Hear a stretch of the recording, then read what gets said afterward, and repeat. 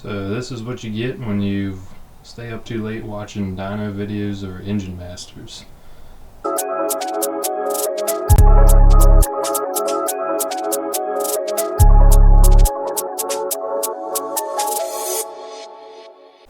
What I got here is a injector plate that I've made because I'm gonna eventually end up converting my car from carburetor over to EFI, but I didn't want to put fuel rails in the runner, just in case if it didn't work out, then I have to worry about pulling those out and plugging them, which in honesty is not that big of a deal. I just, on the appearance side of it, I wasn't going to be totally sold on. So what I've created here is that's actually a 2-inch block of aluminum, and it's been drilled, as you can see, to put the injectors in. And don't look too hard at those injectors, they're just mock-up ones.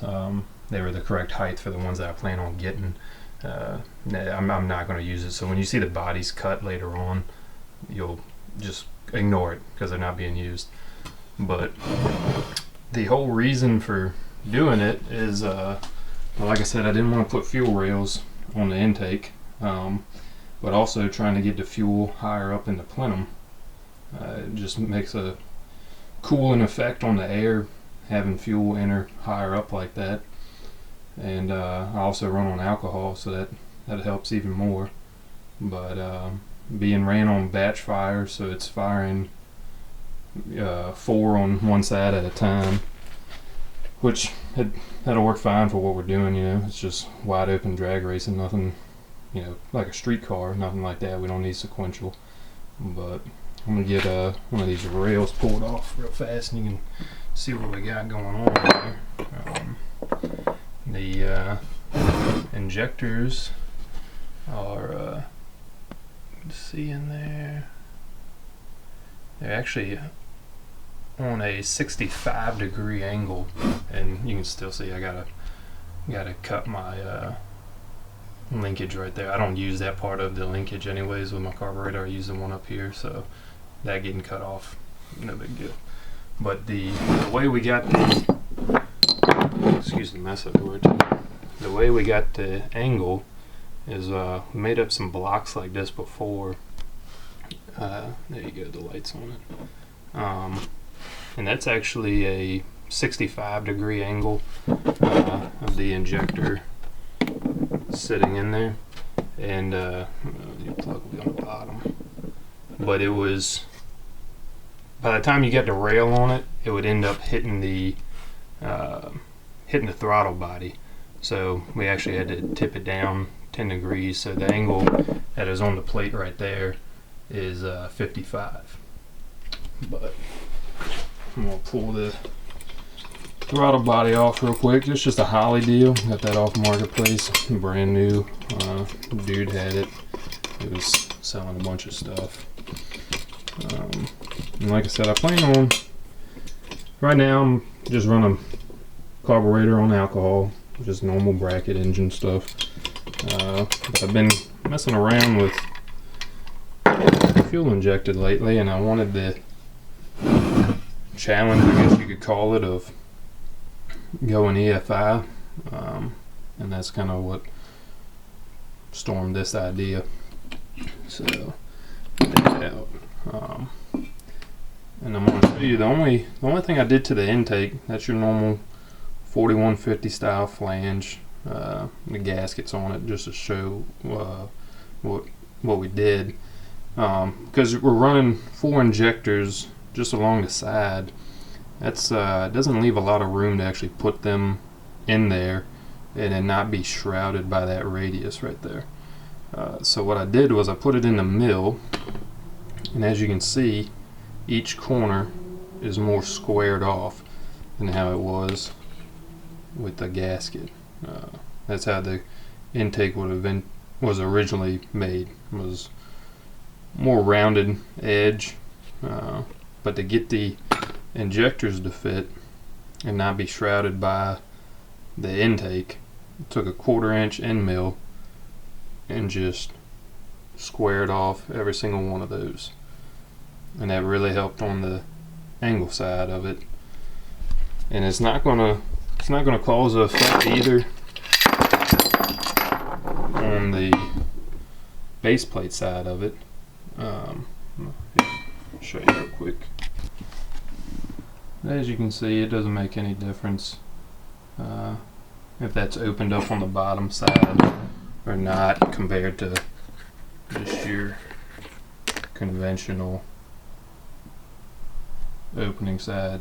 As you can see, it's the same radius as the blade opening, and like I said, all we did was just square that off, so it doesn't affect anything being on the bottom side of it. That is the like I said, that's the only thing done to the intake versus, like I said before, having to drill each runner, welding a bung in for the injector, making a fuel rail. I just went the route of making that plate there instead. And you can see there, that's the, oh, I got it upside down.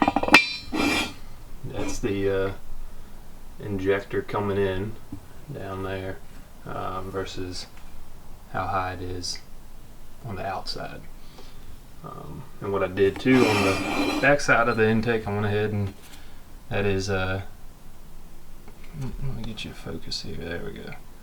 That is already drilled and tapped for a map sensor, so I didn't have to worry about doing that on the intake as well. That's done on the plate. And that's just a pipe thread in case I needed another vacuum port for anything, which I doubt I do. Just went ahead and put that in there for the heck of it in case I do down the road. And this thing can still get a lot of material cut off of it. It's kind of big and bulky at the moment, just because everything's rough cut. I'm just trying to get everything in the correct place that it needs to be. We're going to test it, see that it works. If it does, then we'll go ahead and clean up the rest. But if it doesn't, again, you don't have to worry about the injectors. Or injectors being in the runners. You just pull that off, slap a carburetor back on it, and you're right back to where you started.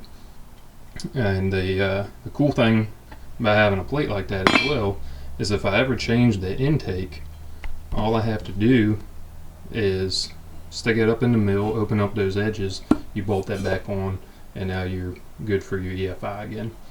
So if you ever changed intakes, or if you wanted to put it on a different car, the whole EFI setup, you know, that's just put your plate on and you go. Versus whatever the intake that was already on the engine, then you got to drill that too. So it's going to be a little bit till we can test it. We got a couple other things that we need to get in place first, but just wanted to share that real fast and show you what we're working with and what we'll be doing later on. Like I said, I have a pretty good idea that it's going to work, just based off of seeing what other people have done with it, or with having injector setups that high. It's no different than just a conventional throttle body style setup, really. You know, Holley's got their sniper lineup, and this is pretty much the same principle, just doing it our own way. And one plan I do have on the testing side is after we get it on an engine and just ran on a test stand to see that it does work, what I would really like to do one day is actually go to the drag strip, run it on EFI, and then swap it over at the track with a carburetor and run it back to back. Still leave all the sensors hooked up as you would. That way you can truly look at data from carbureted to EFI to see if it makes a difference at the track, because we've seen tons and tons of videos on a dyno of people doing comparisons, but never seen an at-track comparison, which in all honesty it's probably not going to be any different, but I would just like to see and know for myself. And being able to do it like this, I mean, it's truly a back-to-back deal. So that's one thing that I want to do and see if it makes any difference. I doubt it will, because at the end of the day, you know, you're running wide open. We're not doing no part throttle or anything like that. It's just from idle to wide open for 1/8 of a mile. But just be something cool to see and know, and be able to show other people as well if they have any you know, wonderings like we do about the same thing. You know, it's all the stuff you want to try, or you wish that you had seen other people try, but they just haven't or don't care to. So we're going to do it ourselves. And the EFI platform that I plan on trying it with, it's probably going to sound a little unconventional to most, but I actually am going to try and do this on a PO1 GM factory ECU.